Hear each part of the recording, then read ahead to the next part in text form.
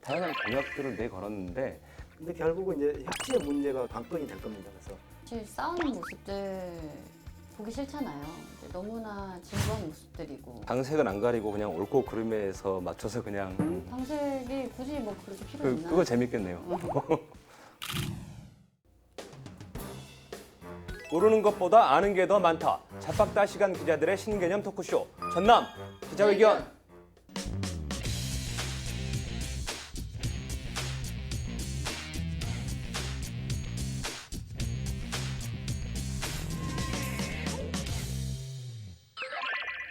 지난 주말은 뭐 올해 단 한 번뿐인 그 황금 연휴였어요. 이 코로나19 때문에 사실 그 이번 황금 연휴는 그렇게 달갑지만은 좀 않지 않았나 싶기도 해요. 좀 다들 어떻게 보내셨습니까? 지나간 줄 모르고 지나갔어요. 어디 나가시진 않으셨어요? 자전거 라이딩 하는 거 외에는 네. 특별하게 집에서 자가격리 상태에서 송진가도 엄청 날리던데 괜찮으셨어요? 건강에 좋습니다. 네, 저는 가정의 달인이만큼 네. 가족들하고 함께 마스크 쓰고 보양식 먹으러 투어를 다녔습니다. 네. 설문조사를 한 걸 보면 뭐 대부분 좀 집에 계시겠다 뭐 이런 분들 굉장히 좀 많았던 것 같아요. 코로나19가 한 100일 정도가 좀 넘었죠. 예, 굉장히 좀 힘들었어요, 우리 사회가. 그래서 사회적 거리두기도 굉장히 좀 긴장감이 유지가 되다가 최근에 종료가 됐고요. 이제 생활 속 거리두기로 전환이 된 점이 이제 최근에 가장 큰 이슈가 아닌가 싶습니다.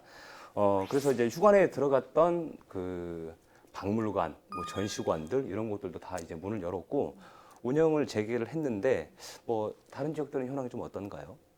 최근 이제 코로나19 확진자가 10명 이하를 계속 이제 기록을 했었잖아요. 네. 정부가 45일 정도 만에 이제 강도 높은 사회적 거리두기를 좀 종료를 했고 일상생활은 영위하면서 방역은 유지하는 생활 속 거리두기 아까 말씀하신 것처럼 네. 전환을 했죠. 그래서 좀 많이 달라진 것 같다고들 하시는데 사실 그렇게 많이 달라진 것 같다고 저는 생각이 잘 안 들거든요. 어떠세요? 예.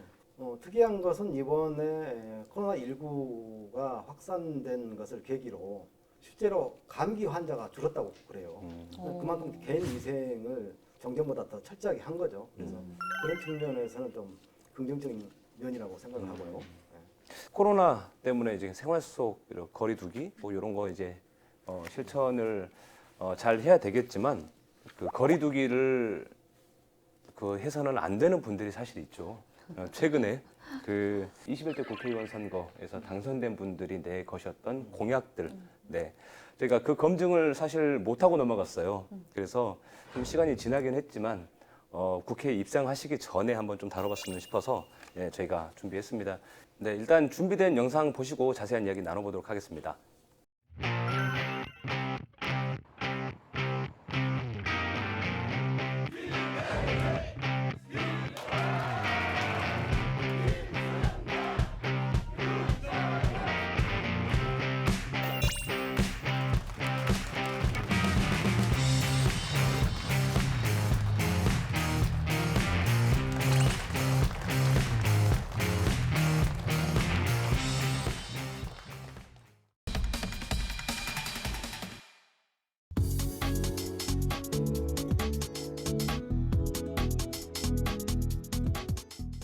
네, 이제 30일이죠. 예, 이제 21대 국회가 출범을 하게 되는데요. 그 두 기자님들께서는 뭐 이번 국회에 어떤 기대를 거시나요? 뭐 과거에 보면 식물국회다, 뭐 동물국회다, 뭐 말들이 굉장히 많았는데 사실 싸우는 모습들 보기 싫잖아요. 이제 너무나 진부한 모습들이고 너무나 많이 봐왔었고 그렇지만 또 안 싸우는 것도 이상한 것 같아요. 건전한 정쟁은 어느 정도 필요하지 않나. 그래서 싸움의 상대가 야당 여당 이렇게 편갈라서 싸우는 것보다는 국민의 권리를 위해서 어떻게든 밝히고 싸우고 이기고 또 상식에 좀 어긋나지 않는 그런 국회였으면 합니다. 그리고 좀 지역구로 예산을 많이 가져오는 그런 국회의원님들이 되셨으면 좋겠습니다. 당색은 안 가리고 그냥 옳고 그름에서 맞춰서 그냥 다 합심해서 싸우고 당색이 굳이 뭐 그렇게 필요 있나? 그거 재밌겠네요. 일단 여권이 이제 다수 의석을 180석 이상을 확보했기 때문에 헌법만 빼놓고는 개헌. 그러죠. 헌법 개정만 빼놓고는 다 할 수 있게 됐죠.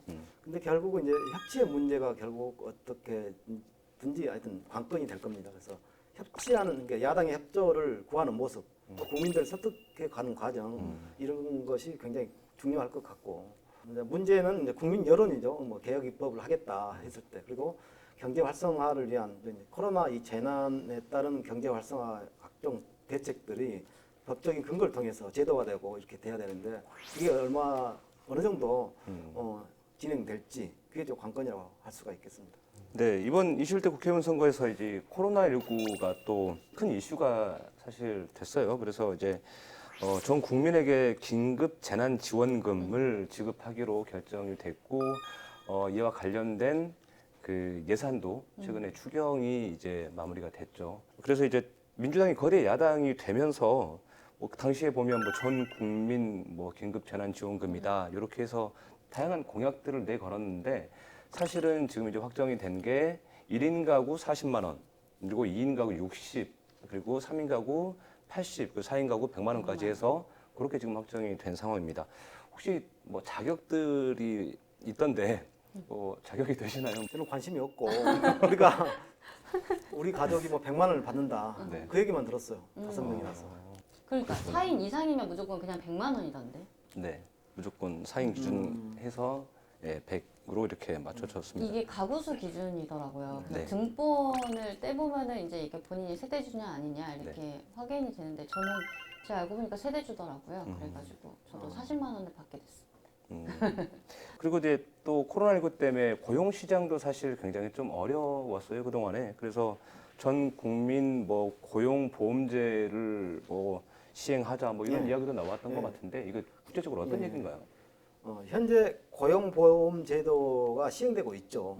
근데 이 고용보험 제도의 대상을 전 국민으로 확대하는 거죠. 그러니까 뭐 자영업자, 특수고용 노동자, 뭐 프리랜서 등 적용 대상을 이제 늘리게 되는 거죠. 늘리게 되면 이제 어떻게 보면 이 고용 안전망이 구축된다 이렇게 보는 거죠. 근데 이제 이 재정 문제가 좀 이제 뒤따르고 있죠. 그래서 지금 정치권이나 이런 데서는 전 국민 고용보험제를 도입해야 된다. 이게 이제 주류가 되고 있습니다. 그래서 아마 이게 20대 국회가 개원하면은 이에 대한 이제 여러 가지 방안이 논의가 되고 좀 여러 가지 그 사회적인 합의 과정을 거쳐서 아마 이게 시행될지 않을까 이런 생각이 듭니다. 예. 이게 민주노총에서 과거에 이거 관련해서도 대규모 전국 집회를 한번 했었잖아요. 예, 예. 그래서 예.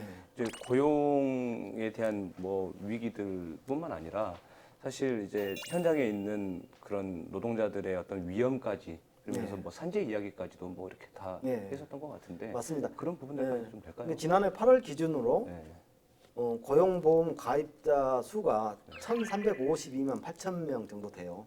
근데 실제 노동자는 전체 노동자는 2,735만 명 정도 됩니다. 그러니까 한 1,000만 명 정도는 1,300만 명 정도는 아직도 고용보험 혜택을 받지 못하고 있다. 받는다. 이제 그런 분들이 어떻게 보면 이제 특수고용 노동자들, 그렇죠. 일용직이라든지 이런 그렇죠. 분들. 뭐 프리랜서. 그 전남 지역 같은 경우도 사실 이런 분들이 굉장히 많이 있기 때문에 분명히 좀 코로나19 때문에 굉장히 이제 일감이 사실 얼마 없잖아요, 현장에. 그래서 예. 좀 이런 혜택들이 좀 돌아갔으면 하는 바람이 좀 있고요. 그리고 이제 전남 지역 같은 경우에는 민주당이 사실 싹쓸이를 좀 했어요, 이번 선거에서. 그래서 전남 우리 지역의 좀 그 대표적인 공약들을 좀 짚어봤으면 하는데요. 일단 동북권 같은 경우에는 뭐 주요 공약들이 어떤 게 좀 있을까요? 지난주에도 우리가 좀 이 부분을 살짝 다뤄봤던 내용들인데요. 첫째로 전남 동남권, 전남 동남권의 의대 유치, 그리고 여순 사건 특별법 제정, 또 여수 대기업들의 그 대교연 배출 수치 조작 사건이 작년에 큰 화제였었잖아요. 그래서 이 같은 내용을 전반적으로 담은 산단 특별법 제정, 그리고 또 광양항 육성, 선거구 조정 이렇게 대표 공약 5가지가 있습니다. 동북권 한 5가지 정도로 압축이 된 것 같고 서북권은 뭐 어떤 게 나왔죠? 농촌 지역의 당선자들은 대부분 이제 농업의 문제, 농촌의 문제, 그리고 인구 문제, 인구를 어떻게 인구 감소를 줄일 것인가, 그리고 인구를 유치할 것인가 이런 공약들을 많이 했고 도시 지역은 이제 지역 경제 활성화, 그리고 구도심을 어떻게 살릴 활성화시키면 것인가. 살릴 것인가 그런 공약들이 이제 주류를 이뤘습니다. 그 또 기자님께서는 이 공약들 좀 잘 지켜질 것 같다고 생각하시나요? 어때요? 지켜져야죠. 그런데 사실 동부권 그 5가지 대표 공약들을 보면 여순사건 특별법 제정 같은 경우에는 이제 국회에서 20년 동안 지난 20년 동안 번번이 이제 발의가 되고는 자동 폐기 수순을 밟았었거든요. 이제 근데 이번 21대 국회에서만큼은 이제 생존해 계시는 분들이 많이 없으니까 한시라도 빨리 좀 특별법 제정이 되기를 바라고 또 노력하시리라 믿고요. 광양항 육성이라던가 순천 선거구 조정이라던가 이런 부분들에 대해서는 이견이 없어요. 그래서 자연스럽게 지켜지리라 믿고 또 산단 특별법도 문재인 정부가 이제 친환경 정책 기조를 가지고 가고 있기 때문에 무리가 없으리라 판단되는데 아까 이제 끌통 기자님께서 말씀하셨던 대로 의대 유치가 정말 전남 동남권에 임기 내에 어렵지 않을까 이런 생각을 하고 있습니다. 정치인들이 지킬 수 없는 약속도 해요, 간혹. 그렇죠. 그리고 정치인들이 강도 없는데 다리를 놓겠다고 공약을 하고 바다도 없는데 배를 띄우겠다고 뭐 약속하는 경우도 있어요. 현실성이 없는데. 우선 뭐 총선 공약 중에서 이제 최근에 이슈가 되고 있는 부분부터 좀 살펴봤으면 하는데요. 좀 유치 경쟁이 좀 치열했던 공약이 하나 있어요. 그 한 1조 원 규모 정도가 되죠. 그 4세대 그 원형 방사광 가속기라는 예. 건데 발음하기도 어렵네. 원형 방사광 가속기. 가속기. 네. 이게 무슨 그 전도체가 이렇게 뭐 원운동을 하면서 뭘 한다고 예, 예. 하는데 이게 그렇습니다. 어떤 거죠? 실적으로? 전자를 가속해서 그러니까 방사광을 만들어내는 겁니다. 그러니까 고속의 빛을 통해서 그 만들어낸 장비가 이제 뭘 하냐면 일반 현미경으로 볼 수도 없는 것들 그런 초미세 세계를 이제 볼 수 있다는 것이죠. 그래서 이건 이제 뭐 반도체 개발 아니면 신약 개발 이런 데서 큰 역할을 할 수 있다는 거죠. 그래서 한국기초과학지원 연구원이라고 있습니다. 거기서 나름대로 이 방사광 가속기가 설치가 되면은 그 지역이 13만 7천 명 정도의 고용 효과가 있고 또 뭐 6조 7천억 원 규모의 경제적 효과를 거둘 수 있다. 그래서 각 지역별로 이 유치를 위한 경쟁이 치열한 것 아닌가라는 생각이 듭니다. 근데 사실 이게 아직까지는 좀 확 와닿지는 않아요. 이게 그렇죠. 예. 명칭도 왜? 어려워. 예. 네. 그러니까 아무튼 길거리에 네. 이 방사광 가속기 뭐 전남에 유치돼야 된다. 네. 이것만 이제 현수막들이 많이 네. 있죠. 설치돼 있죠. 그래서 맞아요. 사람도 이게 뭐 아무튼 지역에 이게 도움이 되겠다 이렇게 인식하고 있는 것 같아요. 다들. 인식만 하고 계시는 것 예, 같아요. 예. 너무나 또 알면 이게 복잡해지잖아. 그렇죠. 많이 알면 다쳐. 다친다. 예, 그럼 다치니까 넘어가는 걸로. 예. 전남 동부권 선거구에 출마했던 소병철, 서동용, 주철현, 김혜재 당선인. 이들은 선거를 보름가량 앞둔 시점에서 이낙연 당시 민주당 중앙당 공동상임선대위원장과 함께 정책 협약을 체결했습니다. 주요 내용으로는 전남 동남권 의과대학 설립과 여순사건 특별법 제정, 순천시 선거구 조정 등 5개 안이 담겼습니다. 여러 첩첩하고 있는 쌓여 있는 과제들 반드시 실현하겠습니다. 예컨대 우리 유가대학 유치라든지 지난 시간에도 한번 저희가 나눠봤던 이야기죠. 사실 좀 뜨거웠죠. 예, 동부권과 서부권의 어떤 정치적인 쟁점화가 돼버린 이 의대 유치.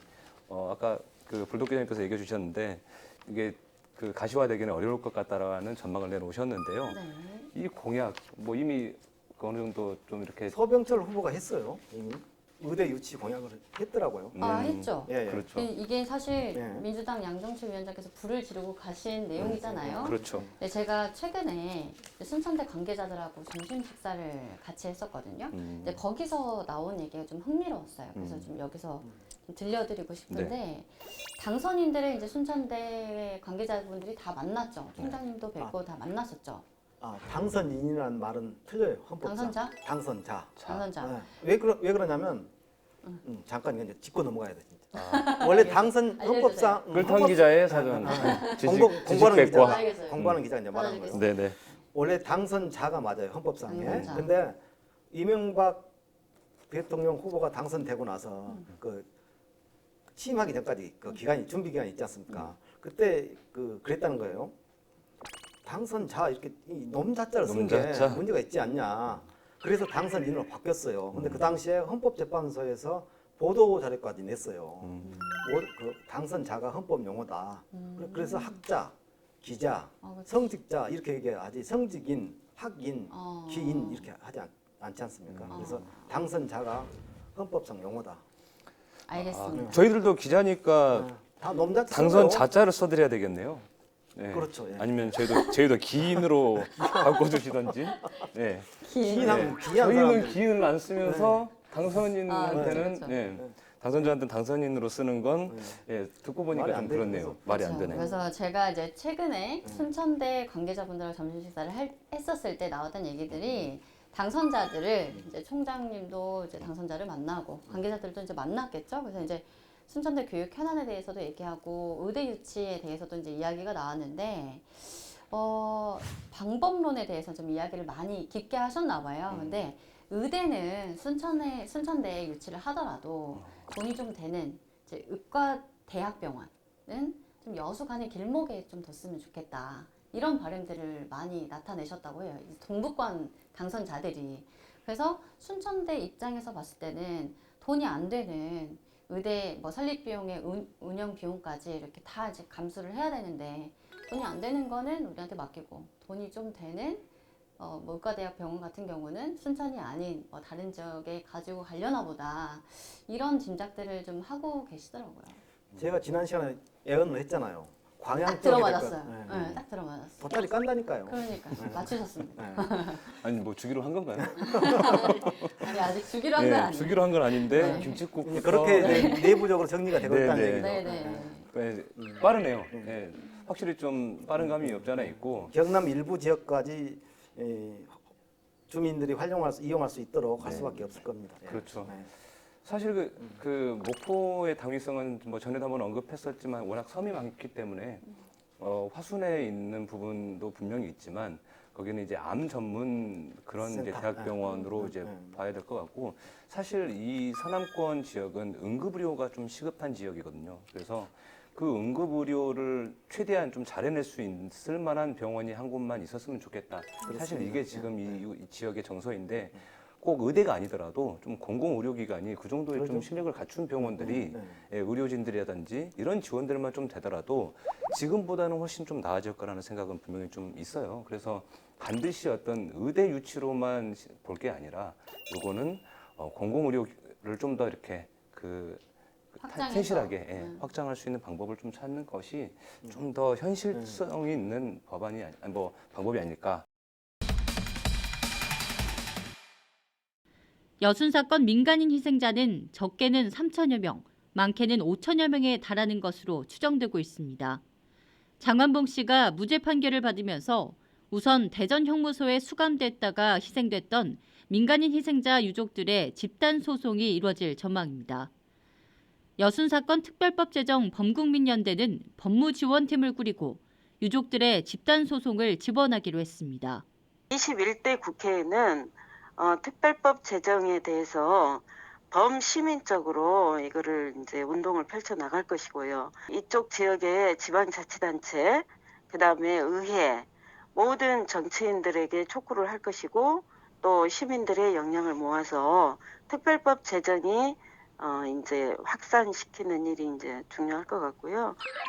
그리고 이제 동북권 쪽도 한번 좀 봐보죠. 네. 그 동북권 이번 국회의원 당선인 중에서 아까 5개 공약 중에서 말씀하셨던 것 중에서 한 3번째 정도 나왔던 네. 여순 사건. 네, 예, 맞습니다. 특별법 제정 그게 지금 가장 중요한 문제인 것 같은데 네네. 뭐 어떻게 진행이 되고 있나요, 그거? 제가 앞서서 이제 여순 사건 특별법이 지난 20년 동안 국회에서 번번이 좀 무산이 됐었다 이런 네. 말씀을 드렸었는데요. 20대 국회가 아무리 식물국회라고 해도 네. 정인아 의원, 주승용 의원, 이용주 의원 다들 이렇게 특별법 발의를 하셨어요. 여순 사건 관련해서 손 놓고 계셨던 건 아니거든요. 그런데 임기 내에 마무리 짓지 못하고 자동 폐기가 될 수밖에 없는 상황으로 이제 만들어질 수밖에 없었던 거고, 현실적으로 이분들이 임기 내에 하셨을 수도 사실 있었거든요. 근데 왜 못했냐면 각각 발의를 하셨어요. 공동 발의를 해서 힘을 모아서 하셨어야 되는데 그게 아니라 이제 어떻게 보면 치적에 대한 부분들이 있었겠죠. 그래서 각각 다르게 법안을 발의하면서 사실 시간적인 낭비가 있었다고 좀 보여지거든요. 그래서 이번 21대 국회에서는 당선자들이 이 부분들을 이제 공동 공약으로 사실 후보자 시절부터 내세웠던 만큼 당연히 법안은 공동 발의를 하시리라 좀 생각이 되고요. 중앙당 차원에서도 좀 적극적인 지지가 따르지 않을까 이런 생각을 하고 있습니다. 이게 쓰이는 용어 하나만 가지고도 굉장히 이렇게 발끈하시죠. 그 민감했던 그런 사건인데 이게 그러니까 1948년 그러니까 10월 광복 해방을 막고 또 한국 전쟁 사이에 있었던 그 시대적 배경을 좀 갖고 있는데 당시에 그 대한민국 정부 수립을 해야 되는 과정 속에서 제주 4.3과 네. 여수 순천 사건이 같이 연결돼 연계돼 있죠. 맞물려 있는 예, 거지 예. 않습니까? 제주 항쟁을 진압하기 위해서 출병 출병을 시켰어야 되고 그게 이제 반발해서 이제 그래서 여순 반란 사건 이렇게 원래 표기되어 오다가 그렇죠. 그나마 지금 여순 사건으로 그 반란이라는 뜻은 부정적인 의미가 있잖아요. 근데 그렇죠. 그게 지금 반란자가 빠진 거예요. 그나마 14년대 그 군인들의 예, 예, 반란. 예. 사실 민주화를 위해서 그렇죠. 싸웠고 그게 어떻게 반란이 될 수 있는 것인가? 그렇죠. 네, 제가 이건 고등학교 분명히 2학년이었어요 그때. 음, 목포도 있었고 그때. 네. 목포도 항쟁이 있었어요. 그렇죠. 네, 그래서 이 여순 사건이 사실 이렇게 반란이 아니라 그 당시의 시대적인 배경을 보면 어떤 좌익과 우익이 굉장히 첨예한 대립을 하고 있던 그 과정 속에서 이게 그 대한민국 정부를 단독으로 수립해 버리려고 그런 과정을 막기 위한 어떤 반발이었기 때문에 그렇죠. 이거를 그렇게 봐서는 안 된다라고 이제 그렇게 이해해 주시면 좋을 것 같아요. 그리고 특히 이제 시청자분들께서. 가장 이제 중요한 것은 아마 특별법의 내용에서도 뭐 그런 게 아마 언급돼 있을 거예요. 무고한 국민들이 너무 많이 죽었죠. 맞아요. 무고한 만여 사람. 명에 가까운 네, 분들이 네. 돌아가셨고 이게 우리의 과거사이기도 하지만 현재 진행형인 역사이기도 하거든요. 그래서 전원 동부권 의원들 이제 당선자분들 네 분이 똘똘 뭉쳐 있다고 해도 사실은 일단은 상임위 문턱이라도 넘어야 되잖아요. 그래서 21대 국회에서는 가능성이 있으니까. 네, 해당 법안을 심사하는 상임위가 행안위인데 행안위에서 이제 소속 의원들의 공감대 형성도 좀 중요하고 본회의장으로 이제 넘어간다고 하면 이제 21대 국회의원들 전반적인 관심과 공감대 형성이 꼭 필요하니까 이제 중앙당 차원에서 어떤 전폭적인 지지가 있어야지 되지 않을까 생각합니다. 아니 이게 민중항쟁인데 제주 4.3 사건 같은 경우에는 법정 기념일로 제정이 된 걸로 잘 알고 있거든요. 네, 맞아요. 근데 이게 20년 동안 이게 진행되고. 통과가 안 됐다라는 것 자체만으로도 이게 사회적 합의가 안 되는 네, 거예요. 사실 이해가 안 돼요, 사회적 이거. 합의가. 예. 왜 안 되는 건지. 이 여순 어떻게 보면 사건에 대한 국민적인 공감대, 네. 인식도 이런 게 좀 많이 안 알려졌기도 했고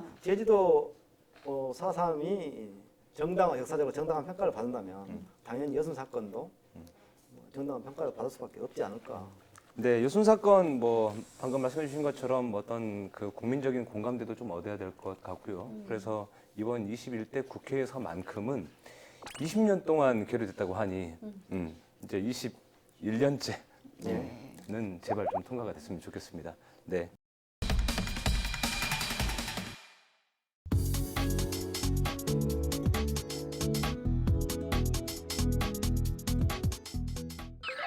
네, 이번엔 그 우리 지역 당선인들이 내걸었던 공약 중에서 좀 독특하거나 눈여겨볼 만한 그런 공약들이 좀 있나 싶은데 좀 있나요?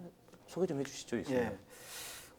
해남 진도 완도 그 당선자 윤재갑 후보의 공약입니다.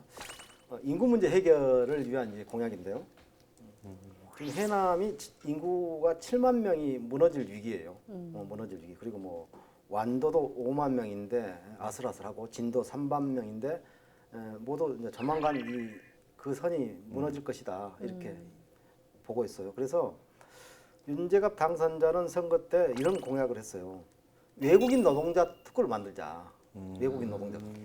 이게 농촌에 어떻게 보면 일손이 부족하니까 지금 현재도 외국인 노동자들 많이 이렇게 고용하고 있지 있으시죠? 않습니까? 그래서 예. 아예 특구로 만들어서 정부 차원에서 이들의 비자 문제를 좀 해결하자. 뭐 비자를 지금은 뭐 1년 단위라면 오히려 그걸 더 뭐 기간을 비자를 연장시켜 준다든가 그걸 좀 법제화하자 이런 공약을 했어요. 그리고 또 하나는 마찬가지로 이제 농어촌 지역이다 보니까 해남 진도 완도가 대한민국 호국 관광 특구를 만들자. 그러니까 뭐 거기 뭐 울돌목이 있고 이순신 있고 뭐 그런 게 있으니까 네. 그 호국 관광 특구로 이렇게 엮어서 해남 완도 진도를 엮어서 국가적인 차원에서 좀 이렇게 개발하자 이런 공약을 윤재갑 당선자가 내걸었어요. 또 공보성 장강진 김승남 당선자는 농어민 기본소득을 제도화하자, 법제화해서 제도화하자. 그리고 무역이득 공유제를 법제화하자. 뭐 이것은 좀 이제 수출을 하고 농산물 수출하면서 얻는 그런 이득에 대해서 좀 이렇게 하여튼 공유화하자. 그러니까 같이 나눠갖자는 뜻이죠. 구체적인 것들은 안 나왔는데 아무튼 그 이득 무역 이득 공유제를 법제화하자 이게 나왔고요. 농산물 최저 가격을 보장하는 것도 법제화하자. 그리고 뭐 농어촌 빈집 활용에 대해서도 이것도 아마 이렇게 법과 제도로서 뭔가 명문화하자 이런 게 나왔어요. 그래서 주로 서남권에서 이번에 출마해서 당선된 당선자들은 대부분 농어촌의 인구 문제와 농어촌 지역의 농업 문제, 농민 문제, 농촌 문제를 대부분 공약으로 들고 나왔어요. 네. 사실 그것과 연관해서도 실제로 이번에 전남 지역의 10명 당선자 가운데 한 5명 정도가 그 농해수위라고 하죠. 예, 농림축산식품해양수산위원회. 예, 이런 이제 농어촌 전반에 대한 부분들을 이제 그 소관하는 그런 이제 위원회를 그 1순위로 꼽았더라고요. 네. 근데 이제 관련돼서 내놨던 공약들을 보면 사실 좀 대동소이하지만 좀 비슷한 공약들이 사실 많았거든요. 그렇죠, 비슷합니다. 농촌 네, 관련된 네, 네. 공약들이. 근데 이계호 당선자, 그러니까 담양 한평 영광 장성 이계호 당선자 같은 경우는 지방 재정을 확충하기 위해서 고향 사랑 기부금 제도를 도입하자. 이것도 그러니까 법제화한다는 뜻이죠. 네. 그런 것부터 시작해서 네. 농어촌 지역 그린벨트 내 민원사항을 좀 그러니까 개발 좀 영역에 하도록 그린벨트에 좀 벽을 좀 허물자. 어느 정도 장벽을 낮추자. 규제 장벽을 낮추자. 뭐 그런 공약도 했고요.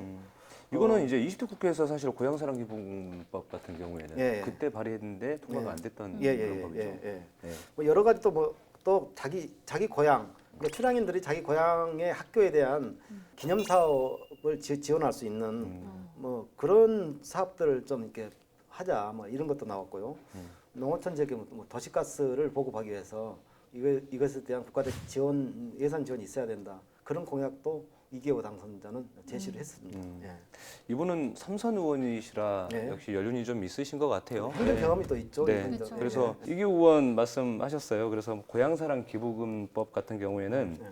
이제 개인이 지자체에다가 일정 금액을 이렇게 기부를 하면 그거를 이렇게 세액을 공제해 주는 혜택을 이렇게 되돌려 준다거나 예, 뭐 이런 것들도 이제 20대 국회에 발의를 했지만 안 돼서 이번에는 통과가 아마 될 가능성이 굉장히 높다고 보고요. 또 이제 이번 선거에서 전남 지역의 좀 특징을 보면 그 법조인 출신들도 굉장히 좀 많이 많죠. 나왔다고 이제 보더라고요. 그래서 혹시 좀 소개 좀 해주시죠. 어떤 분들 있을까요? 지금 전남 동북권 같은 경우는 소병철 당선자도 검사 출신이시고 주철현 당선자도 검사 출신, 김혜재 당선자도 뭐 이제 검사 변호사 출신, 왜 소동영 당선자도 변호사 출신 이렇게 다 네 분 다 법조인이시네요. 그분들 다 법사위로 가야겠네. 그러겠네요. 그렇죠. 그렇죠. 그 전남 동북권 같은 경우에는 이제 강진, 장흥, 보성 그 지역구 공원까지 여기를 본다면 한 5명 중에 한 4분은 지금 초선이세요. 그렇죠. 사실 예, 이제 법조인이시면서도 초선 모두가 지금 다 동일하게 네, 그런 맞아요. 타이틀을 지금 가지고 가시는데 물론 서남권도 한 2분이 있어요. 네, 초선이.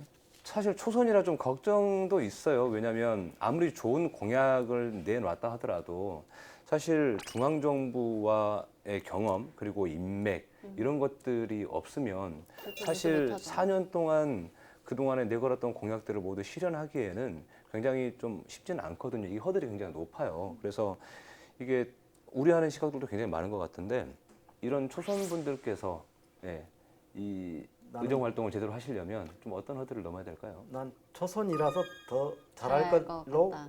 기대를 합니다. 기대를 왜냐하면 초선일수록 더 열정이 있거든요. 음. 그렇지 않습니까? 네.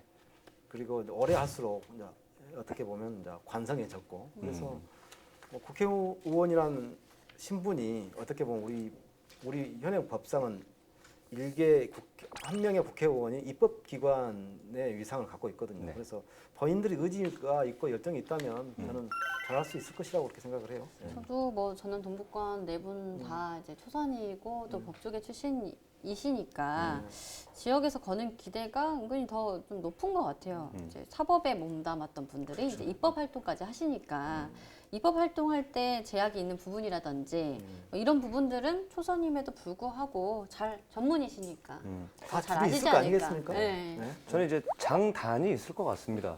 이제 워낙 법을 잘 아시기 때문에 지역에 필요한 법들을 이렇게 쪽집게처럼 그렇죠. 잘 찝어서 좀 미숙한 법들은 보완해 낼 것 같고요. 그리고 또 법의 허점도 좀 잘 아실 것 같아요. 그러다 보면 아무래도 뭐 그런 부분도 보이지 않을까 싶어서 예. 그래서 그런 부분들만 잘 조심하시면 정말 뭐 초선이지만 정말 그 지역에 도움이 많이 될 만한 중진 의원 못지않은 그런 활약을 저도 기대를 하고 있습니다. 예. 공약 가운데 하나인 목포역 지하화는 비현실적이라는 일부 주장도 나왔지만 시도해볼 일이라고 밝혔습니다.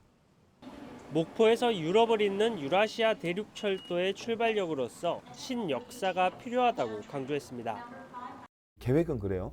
역 플랫폼은 지하화하고 그 지하 주차장을 만들어냅니다. 그리고 지상은 방금 말씀드린 대로 시민광장, 숲을 조성하고요. 그리고 이제 신역사를 만들어야 돼요. 그러니까 유라시아 대륙철도의 출발역이잖아요. 사실 목포역이. 그러니까 그 대륙철도의 출발역에 걸맞는 랜드마크형 신역사를 만들어 보자라고 하는 게 저의 공약인데. 이제 목포로 한번 좀 넘어가 보죠. 그 목포가 굉장히 이번 선거에서 그 빅 이슈가 됐던 그런 격전지 중에 한 곳이었잖아요. 그래서 이번에 5선에 도전했던 정치구단 박지원 의원을 이기고 김원희 그 후보가 당선이 됐어요. 그래서 김원희 후보가 내걸었던 대표 공약 중에서 보면 목포역을 지하화하겠다 이런 공약을 내걸었는데 이게 과연 실현 가능한 공약인가요? 그러니까 목포역 문제가 네. 지난 90년대 목포역이 현재 원도심에 있지 않습니까? 네. 구도심에. 그래서 90년대 무한 임성 쪽으로 이전하려고 했던 그런 움직임이 있었어요. 네. 근데 그게 결국 이제 무산이 됐죠. 이제 무산된 이유가 원도심을 활성화해야 된다.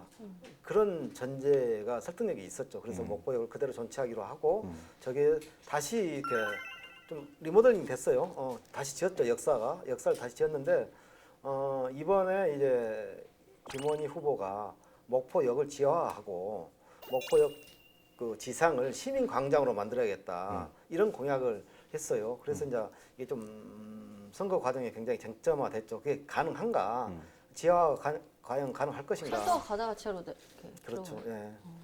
그래서 이제 결국 어떻게 보면 목포역을 지하화하고 그 6만 평 정도의 그 부지를 뭐 시민공원도 만들고 그러니까 어떻게 보면 원도심을 활성화시키는 동력으로 그 지상에 있는 목포역 부지를 마련하자 이게 취지였거든요.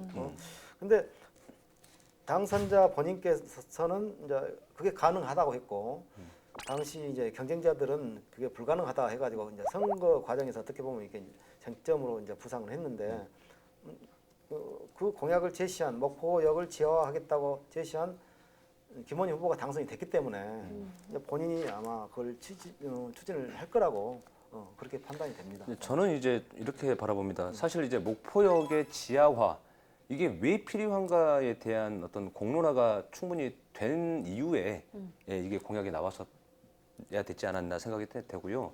그리고 이제 두 번째는 이 재원 조달 방안입니다. 그러니까 이 지하를 팔려면 막대한 예산이 들어가거든요. 그래서 이 천문학적인 숫자가 들어갈 수 있다. 그리고 이제 당시 저도 이제 그 선거 과정에서 봤어요. 그 SNS에서 어떤 점이 좀 쟁점이 됐냐면 지하를 파면 목포는 원도심이 과거에 그 매립을 했던 지역이기 때문에 물이 샌다거나 이게 무너질 붕괴 위험도 있다. 집안이 그 튼튼하지가 않아서 이제 다양한 이렇게 쟁점들이 붙었었어요 당시에. 그래서 근데 당시에 이제 그 김원희 후보께서 이것에 대한 어떤 그 구체적인 그 대안을 좀 제시해 주셨으면은 그런 것들이 해소가 됐을 건데 말 바꾸기식이었다는 얘기예요. 무슨 얘기냐면 지하화를 전체를 하는 게 아니고 이거를 소규모로 가져가고 나머지는 공원을 만들겠다. 그러면 그 소규모는 어느 만큼이며 그에 따른 예산은 얼마만큼 들어가는가. 사실 이런 것들이 좀 구체화되었었어야 되거든요. 근데 이제 김원희 당선자가 선거 과정에서 좀 구체적인 얘기도 좀 했어요. 어떤 거였냐면 중앙정부 부담으로 1,000억 원 정도 소요될 것이다. 그래서 그 예산 추산을 했고, 지하화 하는데. 네. 그리고 이런 사례도 얘기를 했어요. 2016년에 서울 용산역에서 서대문 마포 쪽에 가자역까지 다 지하화를 했지 않냐. 그래서 거기가 한 6.3km 정도 되는데 4,500억 정도의 그 국가 예산이 투자됐다. 그래서 전액 국비로 했다.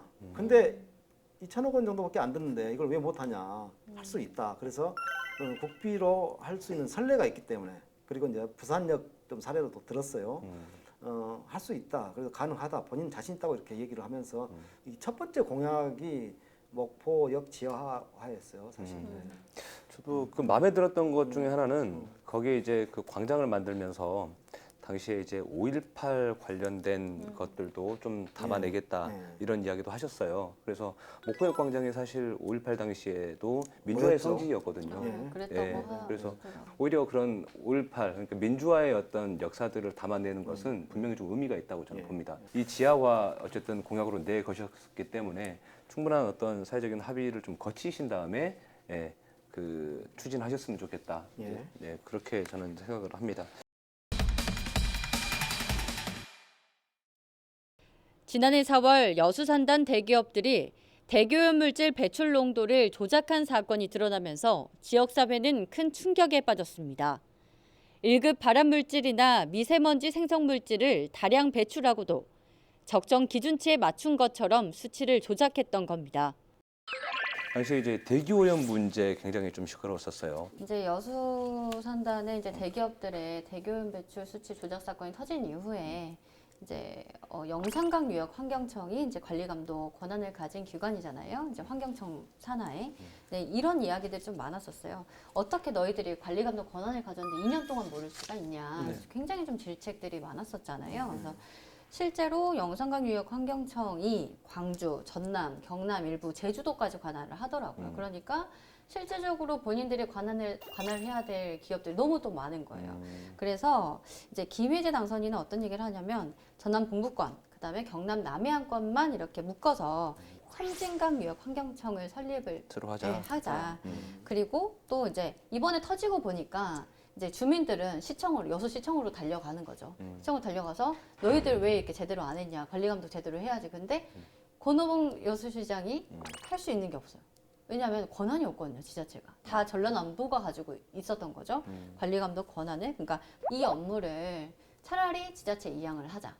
그래서 이제 주민들의 어떤 고발성 내용이라든지 이런 것들을 바로바로 캐치를 해가지고 추진을 하자. 이런 내용들이 좀 담겼고요. 현재는 환경부 산하 이렇게 돼 있죠. 그렇죠, 그렇죠. 이걸 이제 지자체로 이제 이거를 업무를 하자. 아니. 네. 섬진강 유역 환경청은 이제 추가로 영산강 유역 하나 더 환경청처럼 만드는 하나 더 거고. 만드는 거고 전라남도가 가진 이제 환경오염 물질 배출 시설 관리 업무만 지자체에 이양을 하자. 그런 거죠. 그리고 이거를 뭐 법제화하지 않으면 쉽지는 않겠는데요. 그렇죠. 그렇죠. 예. 그렇죠. 네. 그리고 여수산단에 이제 LG화학, GS칼텍스가 5조 원대 공장 증설을 하고 있거든요. 그래서 네. 한 하루에 그 건설 근로자분들이 많게는 만여 명까지 왔다 갔다 하시는데 샤워 시설이라든지 이런 것들이 없어요. 그래서 흙 묻은 옷을 그대로 입고 퇴근을 하시니까 노동자 건강복지센터를 설치해서 작업복 세탁소, 그다음에 뭐 샤워 시설을 설치하겠다. 이런 전반적인 내용이 담겼습니다. 뭐 굉장히 논란이 됐었고 당시에 뭐 여수 시민들 굉장한 어떤 그 배신감이라고 해야 되죠. 그렇죠. 예, 엄청 지역의 컸죠. 대표 기업이 그랬다. 이제 그러면서 그 동부권에서 이것이 굉장히 확산이 좀 많이 됐어요. 그래서 이번 계기로 이런 문제점들이 좀 바로 잡혔으면 하는 바람이고요. 네, 이번 시간은 21대 국회의원 선거 당선자들의 공약과 관련해서 다양한 이야기 나눠봤는데요. 정말 이번만큼은 공수표가 아니라 반드시 실현하는 그런 공약이 됐으면 하는 바람이고요. 그럼 다음 주에는 더 재미있는 이야기로 찾아뵐 것을 약속드리면서 전남 기자회견을 마치도록 하겠습니다. 그럼 다음 주에 다시 만나요.